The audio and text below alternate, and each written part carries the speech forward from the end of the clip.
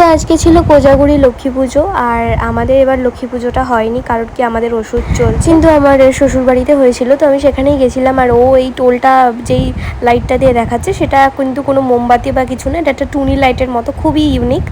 আর এখানে এই যে সব জোগাড় সব আন্টি করেছে, সকাল থেকে আমি ছিলামই না, আমি একদম সেজে গুজে ঢং করে বিকেলে এই পুজোর সময় গেছিলাম। আমি নাড়ুর মধ্যে দিয়ে একটা বড় চুল পেয়েছি। হ্যাঁ, এই চুলটা আমার মা এখন দেখে ফেলেছে, এখন খেতে চাইছে না নাড়ুটা।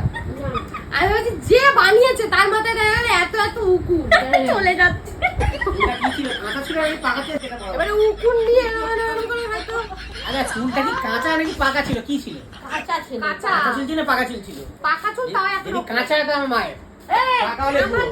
আমি নাড়ু না মুয়ার কথা বলছি, যে মোয়া যেটা বানিয়ে এনেছে, মানে যেটা কিনে এনেছে, সরি।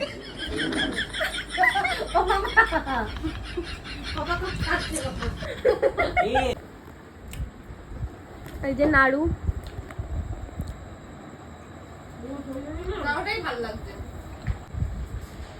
তোমরা কি কানার মতো মুয়া কিনতে গেছিলা? তো মুয়া কি ব্যাগের মধ্যে ঢুকতে গেছে?